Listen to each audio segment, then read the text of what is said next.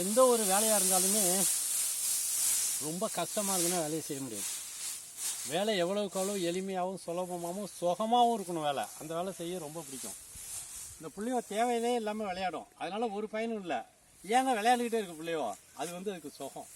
அந்த மாதிரி வேளாண்மையை சுகமாக வடிவமைச்சவங்க நம்ம முன்னோர்கள்.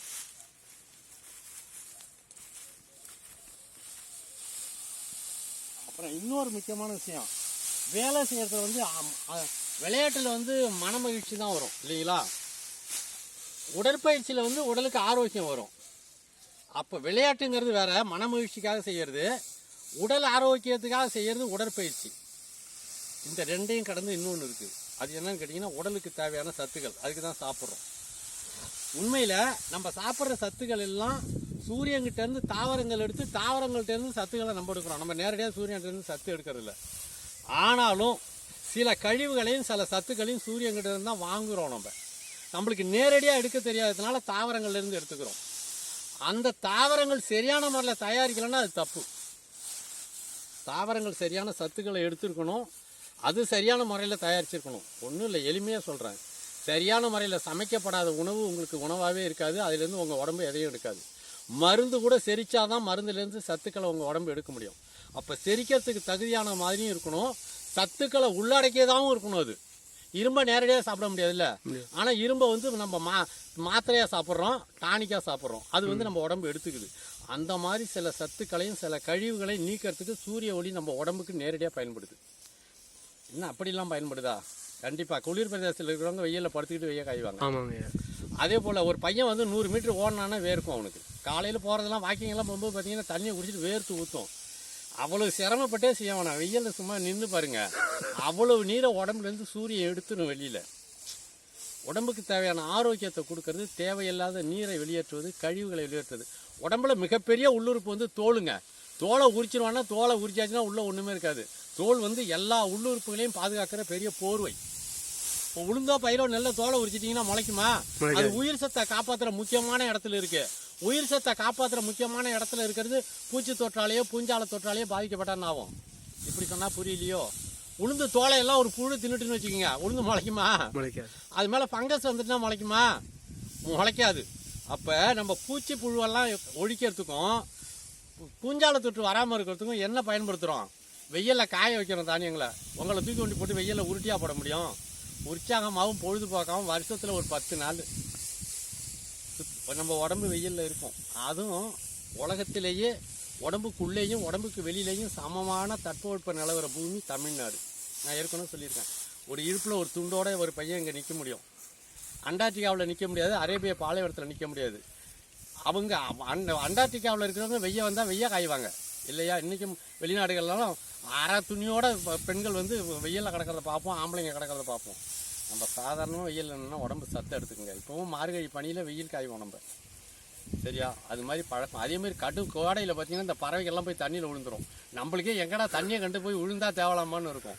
ரெண்டும் இங்கே இருக்குது. ஆனால் நம்ம உடம்பு வெயிலில் தாங்கும். அதில் பூச்சி தொற்று இல்லாமலும் பூஞ்சால தொற்று இல்லாமலும் காப்பாற்றுறதுக்கும் வெயில் தேவைப்படுது. மன மகிழ்ச்சிக்காகவும் இந்த வேலையை செய்யலாம். கடுமையாக செய்யக்கூடாது, உற்சாகமாகவும் பொழுதுபோக்காகவும் செய்யணும். இவ்வளோ வேலை இவ்வளோதான் செஞ்சாகணுங்கிற கட்டாயம் இருக்கக்கூடாது.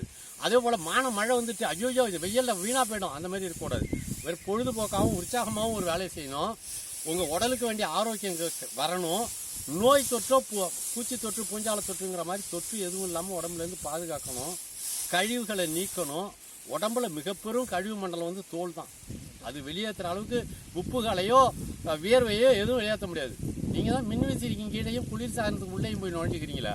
எங்கே இருந்து தோலில் வேர்க்கும்? அப்புறம் காலையில் 5 மணிக்கு எழுந்துச்சி இருட்டில் லைட் எடுத்துகிட்டு வாக்கிங் ஓட வேண்டியதான். சாதாரணமாக இந்த வேலை மிக உயர்ந்த உணவு, செரித்தலுக்கான உணவு. உணவை செரிக்கிறது மாதிரி தயாரிக்கணும். ஏன்னா செரித்தல் இல்லைன்னா செத்து போகிறோன்னு அர்த்தம். பசியும் தாகமும் தான் செரித்தல். அது ரெண்டும் இல்லைன்னா செரித்தல் இருக்காது. சரியா? அதனால அந்த மாதிரி ஒரு வேலையை தேர்ந்தெடுத்தாங்க. பயிற்சியாகவும் இருக்கணும், உடலுக்கு வேண்டிய ஆரோக்கியமும் கிடைக்கணும். பேசிக்கிட்டே வேலையை விட்டுட்டு வயிறாங்க. ஆரோக்கியமும் கிடைக்கணும், உடலுக்கு வேண்டிய தேவையான சத்துக்கள். இனப்பெருக்க உறுப்புகள்லாம் வெயில்ல இல்லைன்னா ஒரு செடி பூக்கவும் பூக்காது, காய்க்கவும் காய்க்காது, தெரியுமில்ல?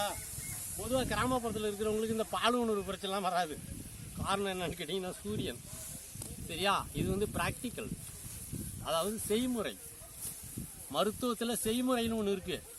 எல்லாம் மாத்திரையை உள்ளே போட்டுக்கிட்டா நடக்கும்னு நினைக்கிறீங்க. அதை தாண்டி ஒன்று இருக்குது. அகமருந்து புறமருந்துன்னு இருக்குது. அகமருந்து 36, புறமருந்து 36ன்னு. சூரியன் ஒரு மிகப்பெரிய மருத்துவன்.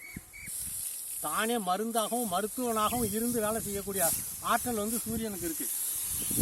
அதை பயன்படுத்தணுங்கிறதுக்காகவும் வேளாண்மையை கொண்டு வந்தாங்க உலகத்தில், தமிழ்நாட்டில். சரியா? அதனால் வேளாண்மையை விரும்புகிற இளைஞர்கள் முதல்ல தெரிஞ்சுக்குவாங்க. பொழுதுபோக்காச்சும் ஒரு 10 நாளைக்கு உங்கள் உடம்பை காப்பாற்றுறதுக்காகனாச்சும் வாக்கிங்லாம் போட வேண்டாம். பூஞ்சாலை தொற்று பூச்சி தொற்று இல்லாமல் கிருமிகள் இல்லாமல் வாழ்ந்துடலாம். அதேமாதிரி மிக உயர்ந்த உணவை ஒரு 10 நாளைக்கு இவருக்கு 2வது நாள் வைக்க தரைக்கிறோம். நேற்று எடுத்திருந்த பதிவு அவ்வளோதான். சரியா போச்சு. ஒரு வருஷத்துக்கு உட்காந்து படுத்து தின்னாலும் அந்த மாட்டால் திங்க முடியாது. அவ்வளோ பொருளை கொண்டு சேர்த்துட்டோம், நெல்லை கொண்டு சேர்த்துட்டோம். இனிமேல் ஆண்டு பூரா நாங்கள் ஆண்டு பூராவும் சுற்றுலா போகலாம். சரியா? சரி, கட்டு தூக்குறேன்.